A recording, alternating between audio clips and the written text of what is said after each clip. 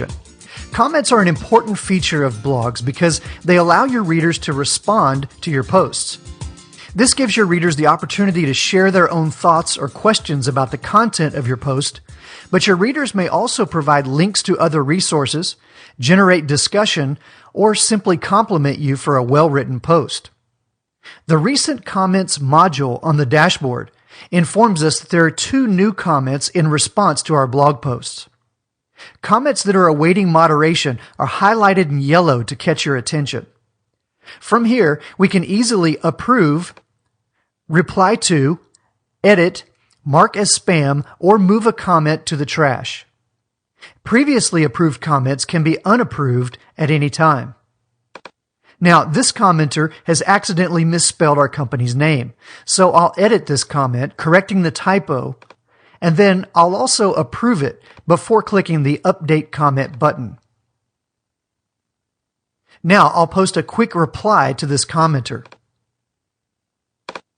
And clicking the hashtag after the title of the post will take us to the public view of the page on which this comment and our new reply will appear. Now, because we're currently logged in, you'll notice that WordPress recognizes us and presents us with only the comment field. But when logged out, we'll see the comment form as it appears to our readers, with the name and email fields being required. This gives you an added level of security before someone is able to post a comment on your blog. In the Comments subpanel, you can perform all the same functions, in addition to being able to bulk edit comments. Multiple comments can be unapproved and approved at once, marked as spam, or moved to the trash. At the top of the Comments subpanel, you can filter comments to show only comments made on your site, or pings, which are comments made on another blog or website in which they linked to your article. If you've enabled pingbacks and trackbacks in your settings, then they'll appear as comments at the bottom of your posts. More on this in a minute. Comments can be controlled and regulated through the use of filters for language and content, and they can also be queued for manual approval before they're visible on your website. This is useful for dealing with comment spam, which is unfortunately on the rise. To change these settings, visit the Discussion subpanel under Settings. Now, we just talked about pingbacks and trackbacks, which are essentially remote comments and happen when someone else links to your article from his or her own blog. You can choose whether you'd like to send these pings to other sites when you link to them, and if you'd like to receive incoming pings, which will show up as comments on your posts. It's a good idea to allow people to post comments on your articles by default. This is how you encourage discussion and create a stickiness to your site that makes people want to come back. I usually choose to require the comment author to fill out their name and email address, but I don't normally require that they also be registered and logged in to comment.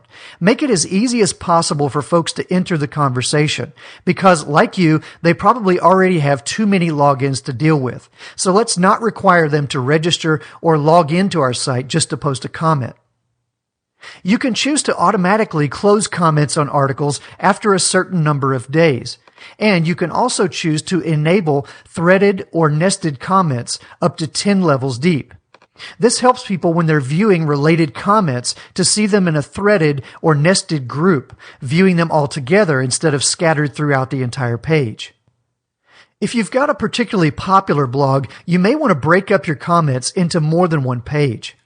And you can choose to display your comments with the oldest comments at the top of the page or the newest comments at the top of the page.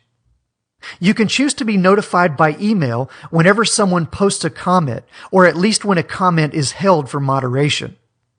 And before a comment appears on your site, you can choose to have an administrator always approve the comment, or you can choose to automatically approve it provided the commenter has had at least one previously approved comment.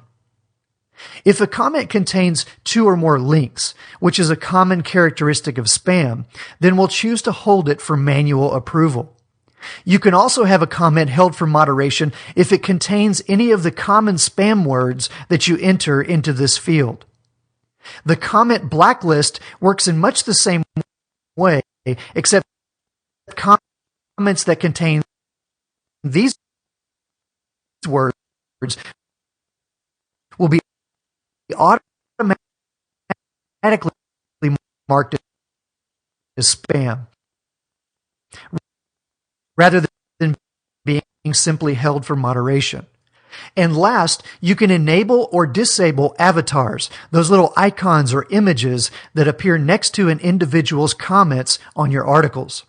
You can choose a minimum rating for these profile images and even select a default avatar to use if the commenter hasn't created their own.